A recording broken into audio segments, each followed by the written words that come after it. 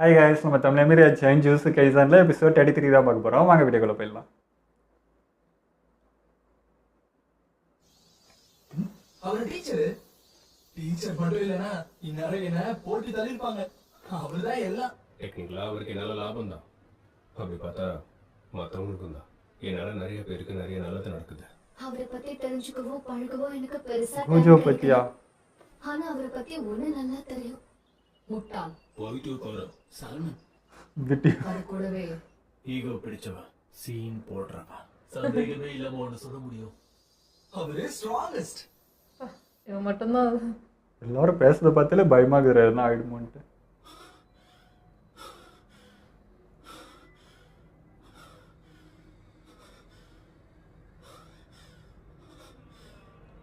பூஜோ மூச்சு வாங்குறாரா?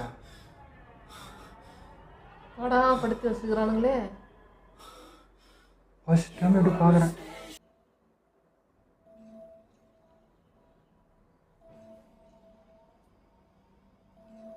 மண்டையில செடி நட்டவனே, மூணாவது முறை சந்திக்கிறோம்ல. அப்படி இருந்தும் என்ன குறைச்சி மதிப்பிடலாமா? முதுகுல தான் செடி நட்டு. அதனால முதல்ல நான் உன்னதான் அப்படி இவங்க நடுவுல வேற இருக்கான். சரி வாங்க மோதுவோம். என்ன பாக்குறீங்க? எப்ப என்ன உங்களோட பிரச்சனை? என்ன ஓடக்கூடாதுன்னு சொல்லிட்டு நீங்க நிக்கிறீங்க.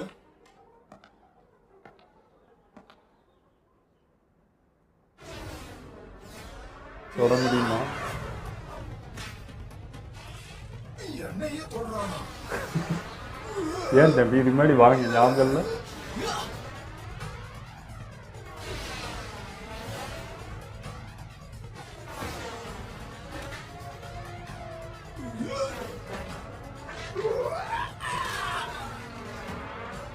வலிக்கது மாதிரி எடுக்கிறேன்.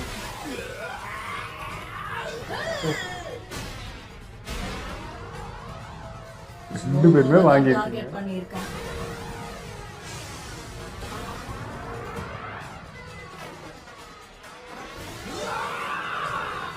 ஊசி மழுப்புறதுக்காக தான் என்ன கொல்லுவேன்னு சொல்லியிருக்கான். அது போதாதன்னு அவன் வேற. இவன் மேல என்னதான் காண்டத்துல கோஜோ புரட்டி எடுக்கிறாரு. சொன்னதை நிறுத்திட்டான். அடங்க பண்றானே அவன். அவனோட டெக்னிக் அட்ஜஸ்ட் பண்றதை நிறுத்திட்டு மனிதர்கள் நிரம்பி இருக்கிற இந்த இடத்துல தன்னோட கர்ஸ்ட் மேனிபுலேஷனை யூஸ் பண்ணி எங்களை தாக்கிக்கிட்டு இருக்கான். ஓ,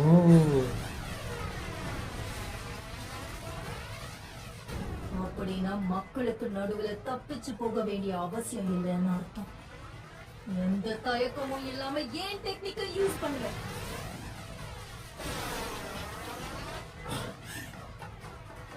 டொமைன் ஆம்பிளிஃபிகேஷனை கைவிடாத ஹராமி.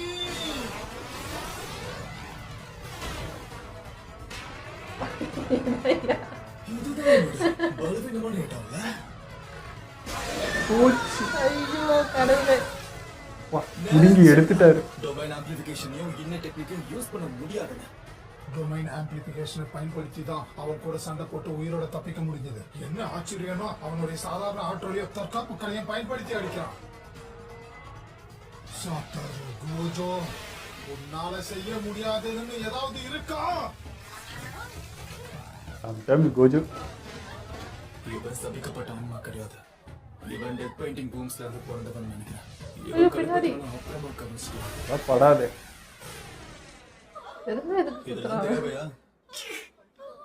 என் டெக்னிக் செயல்படாம தடுக்க நீங்க டொமைன் ஆம்பிளிஃபிகேஷனை பயன்படுத்தும் போது என்னோட டெக்னிக்கை நான் இன்னும் பலப்படுத்திக்கிட்டே தான் இருப்பேன். உன்னோட இந்த செடி நண்பனுக்குள்ள அந்த அளவுக்கு சக்தி இல்ல போல இருக்கே, பாவம். என்ன?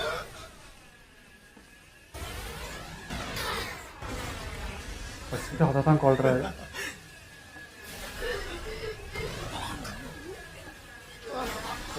கிட்ட நெருங்குறதுக்கு நெசுங்குது.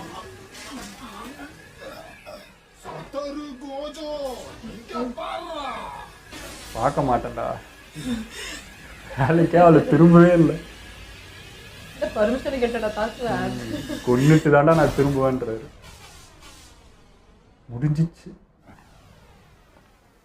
எசுக்கி சட்னி ஆக்கியாச்சு. இதுக்கே நீ ஓடி போனோம். ஆனா திரும்ப வந்து அவ்வளவுதான்.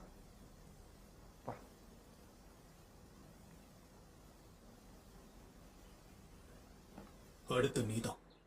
அவரே சைக்கோடா. அது உயிருள்ள தடுப்பு சுவர். கென்ஷின் அதுக்குள்ளதான் அடைஞ்சு கிடக்குறாரு.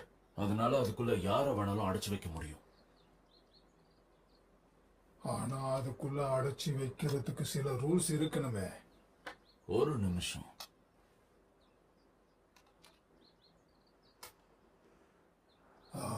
அதான் ரோசாப்பூ காலி அப்போ. அந்த கேட்டை ஓபன் பண்ணதும் கிட்டத்தட்ட ஒரு நிமிஷத்துக்கு 4 மீட்டர் தூரத்துல நம்ம சத்தோரு கோஜோவா வைக்கணும். அப்பதான் நாம நினைச்ச மாதிரி அவனை அடைச்சு வைக்க முடியும்.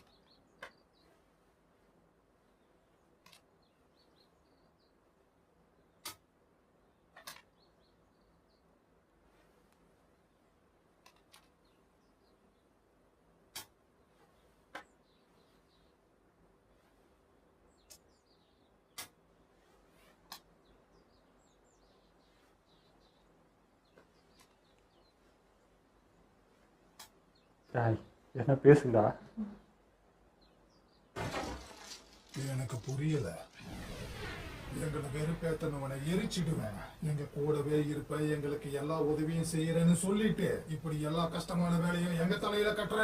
என்னதான் அவன் கவனத்தை சிதறடிக்க மனுஷங்க கூட இருந்தாலும் நீ சொல்ற மாதிரி கிட்டத்தட்ட ஒரு நிமிஷத்துக்கு அவனை அந்த 4 மீட்டர் ரேஞ்சுக்குள்ள கொண்டு வர்றது கஷ்டம். தேவையில்லாம நீ கொதிக்கிற ஜோகோ. சொல்றத கேளு. ஒரு நிமிஷத்துக்குள்ள எல்லாத்தையும் முடிச்சிடலாம். அவர் தாண்டா முடிச்சிட்டாரு. என்ன தம்பி வர்றத வரேன் இரு.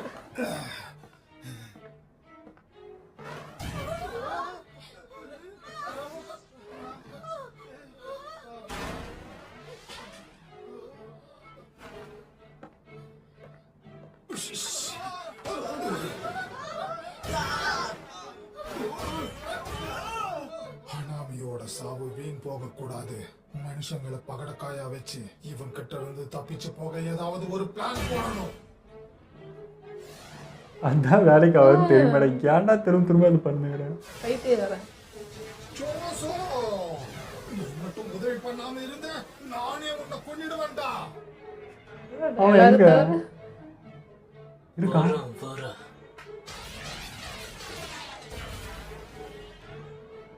அவ்வளவு தூரமும் இல்ல, அவ்வளவு கிட்டையும் இல்ல. இதுக்கப்புறம் அவங்களால எதுவும் பண்ண முடியாது. சென்டிமீட்டர் வச்சு தாக்கலாம்னு பார்த்தான். சென்டிமீட்டர் ஆகல. போறாங்க. அப்படி இனிக்க குறைஞ்சா இடமும் கிடைக்கும். அப்படியே அந்த ஃபால்கனோ மண்டையனையும் பிடிச்சிருவேன். இனிமே என் டெக்னிக்கை ரிலீஸ் பண்ணி அவங்கள கிட்ட வர வைக்கிறதுல பிரயோஜனமே இல்லை. ஏன்னா அவங்கள அடிச்சு துவைக்கிறதா என் பிளான்னு அவங்களுக்கு தெரிஞ்சு போயிடுச்சு. அதனால என்னை விட்டு தள்ளி இருந்து நேரம் பார்த்து டெக் பெயிண்டிங் வச்சு என்னை தாக்குவானுங்க. மக்கள் கூட ஒழிஞ்சுக்கிறாங்க. என்னால எல்லாரையும் காப்பாற்ற முடியாது. அதனால அதுக்கு பதிலா நிச்சயம் இவனுங்களை அழிப்பேன். இன்னுமா நேரம் ஆகல. 20 நிமிஷம்ங்கிறது யுகம் மாறி ஓடுதே. பயம்டா அதுக்கு பேரு. அதுக்குள்ள என்ன அவசரம்? சத்தோரு கோஜோ இன்னும் அமைதியா தானே இருக்கான். அவன் வெறியோட ஒரு மிருகமாகணும். அதுக்குதான் வெயிட்டிங்கா?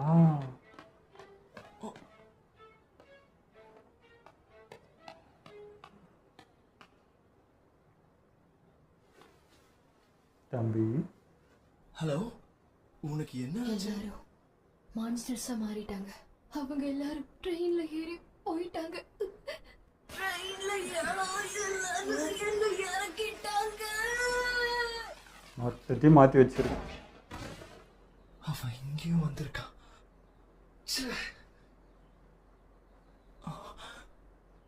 எல்லாரும் ட்ரெயின் ஏறிட்டாங்களா?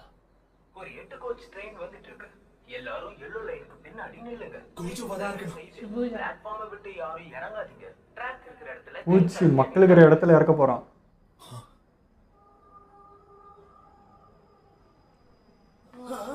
ட்ரெயின் வருது பாரு. நல்ல வேளை தப்பிச்சோம். கிளம்புவோம் முதல்ல.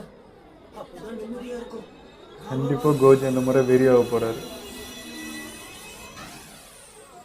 என்ன இன்னும் டோர் ஓபன் ஆகல? சீக்கிரமா நம்ம முன்னாடி போய் ஏறிடலாம். உள்ள பார்த்தா தெரியலடா உங்களுக்கு. வந்துருச்சு. டோர் ஓபன் ஆக மாட்டேங்குது. என்ன பிரச்சனைன்னு தெரியல. என்னடா வேடிக்கை பார்த்துட்டு இருக்கீங்க? வழி விடுங்க. நான் ட்ரெயின் ஏற போறேன். அதுல ஆபத்து இருக்குது.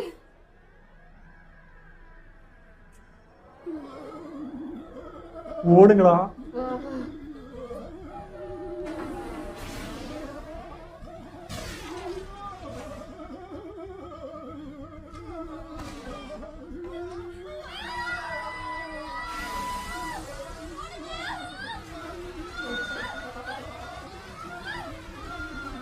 லூசு பசங்களா, நீங்களே மொத்த மக்களையும் கொண்டுட்டாங்க. கொஞ்சம் உங்களுக்கு ஈஸியாக தான் நடிப்போம். இதெல்லாம் பண்றானுங்க. வந்துட்டான்டா. பயத்தோட நிறைஞ்சிருக்கிற இந்த சுத்தமான காத்து எவ்வளவு நல்லா இருக்குல்ல. அப்புறம் எல்லா மனுஷங்களையும் கொண்டாடாதீங்க என்ன, ஒரு சிலரை காட்டுக்குள்ள விட்டு வேட்டையாடுவோம். காட்டோட சேர்த்து அவங்களையும் எரிச்சிடும். கோஜு இந்த மண்டையை கூட முடியா, இவனை கொல்லியா முதல்ல. ஹனாமி தான் செத்தாச்சு. நிஜமாவா?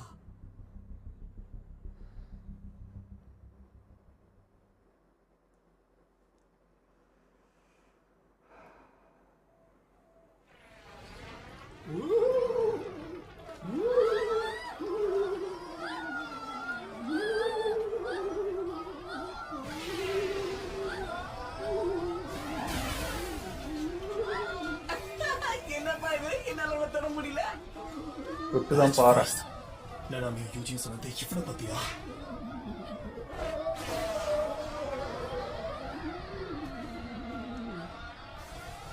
மனுஷங்களை பத்தின ஒரு கேவலமான விஷயம் என்ன தெரியுமா? அவங்க நிறைய பேர் இருக்கிறது தான்.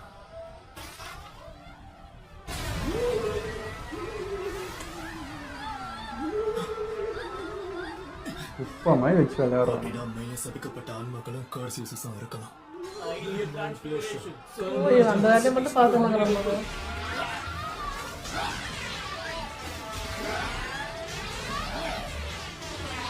இவ்வளோ நேரம் ஒரு பொறுமையாக இருந்தது வேஸ்ட்.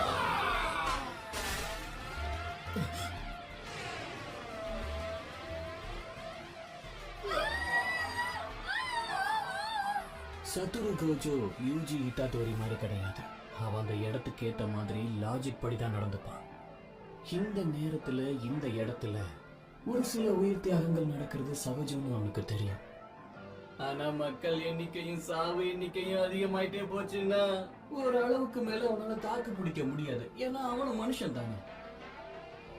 உன்னுடைய இன்ஃபினைட் வாய்டை உடனே யூஸ் பண்ணி இங்க இருக்கிற மக்களையும் எங்களையும் ஒரே அடியா கொன்னுடு. அப்பதான் டொமைனுக்கு வெளியே இருக்கிற ஆட்களை காப்பாற்ற முடியும். ஆனா நீ அதை செய்வன்னு எனக்கு தோணல. ஏன்னா மனுஷங்களை என்ன மாதிரி சபிக்கப்பட்ட ஆன்மாக்கள் கொன்னா ஏத்துக்க முடியும். ஆனா அதுவே சத்தரு கோஜோ கொன்னான்னு சொன்னா உன் மனசாட்சி ஏத்துக்காது. சரியா? நல்லா இதில் தண்டா விளையாடுறீங்க. என்ன பண்ணலான்னு யோசி. ஆனா சீக்கிரம் ஒரு முடிவை எடு.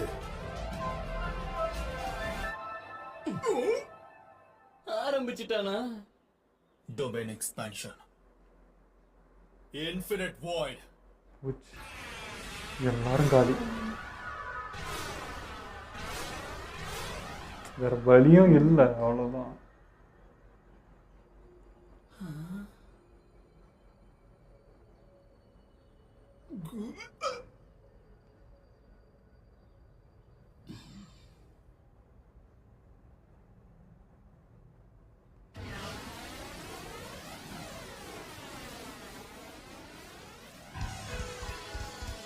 வேற வழி இல்லாம 0.2 செகண்டுக்கு மட்டும் டொமைன் எக்ஸ்பென்ஷனை செயல்படுத்தலாம். சத்தரு கோஜோக்கு இருந்த ஒரு உள்ளுணர்வாலதான் 0.2 செகண்ட் தேர்ந்தெடுத்தான். ஏன்னா மந்திரம் செய்ய தெரியாதவங்களால இன்ஃபினிட் வாய்டை தாக்கு பிடிக்க முடியாது நமக்கு தெரியும். அதனால வர பாதிப்புகள் ரொம்ப கொடூரமா இருக்கும்.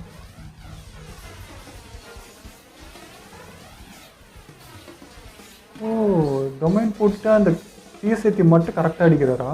இந்த 0.2 செகண்டுக்குள்ள மொத்தம் அரை வருஷத்துக்கு தேவையான தகவல் எல்லாமே அங்க இருந்த சாமானிய மக்கள் மற்றும் உருமாறப்பட்ட அதனால அவங்க எல்லாரும் திகைச்சு போய் நின்னுட்டாங்க.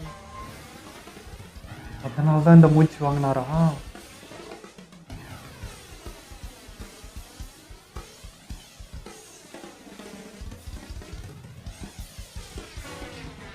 டூ செகண்ட்ல எல்லாரும் காலி.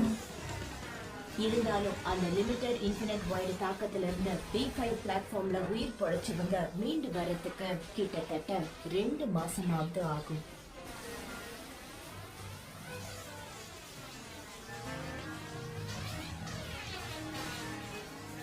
அதான் தலையோட நின்னாரு.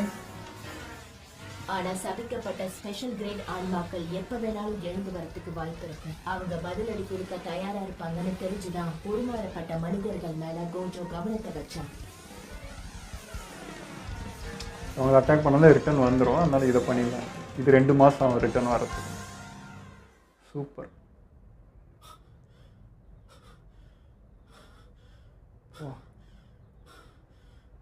2 செகண்ட் எவ்வளோ பேரை கொண்டு இருக்காரு.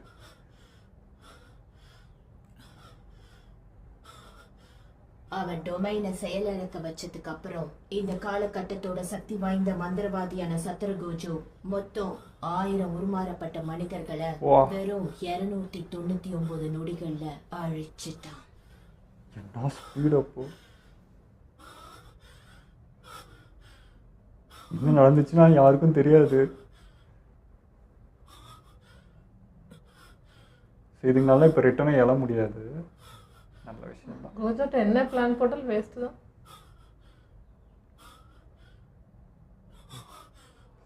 எங்க அந்த 3 பேர்?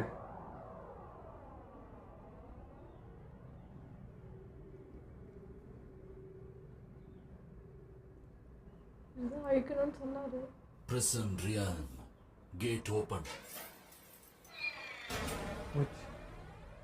உனக்கு அவன் கோவப்படம் தான் வெயிட் பண்ணிருந்தானுங்க. கவலைப்படாதீங்க, ஒரு நிமிஷத்திலே கதையை முடிச்சிடலாம்.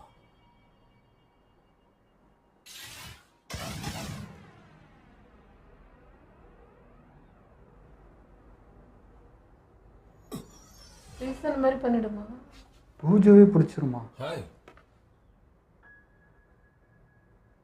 சத்தோரு, பார்த்து ரொம்ப நாள் ஆகுதுல்ல?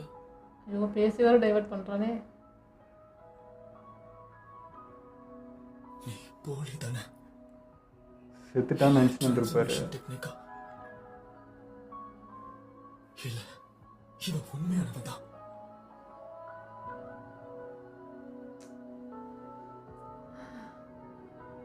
சிறுமுகையில் அடிப்பட்டதோடு அப்படியே நிறுத்திட்டாங்க. அப்புறம் பொழைச்சி வந்துக்கிறான். அது சத்தோரு கோஜோ மனசுக்கு மட்டும்தான் ஒரு நிமிஷமா தெரியும்.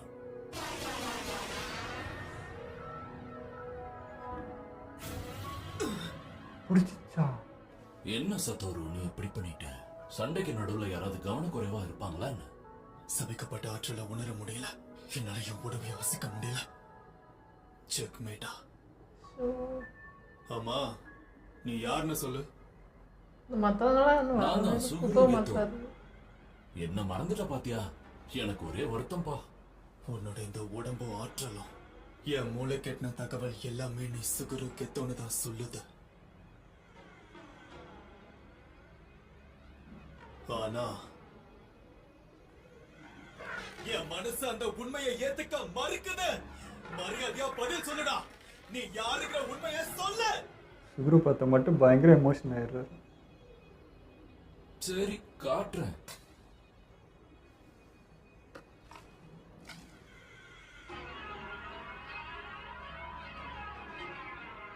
எப்படி கண்டுபிடிச்ச? அப்ப இது சுகுரு இல்லையா?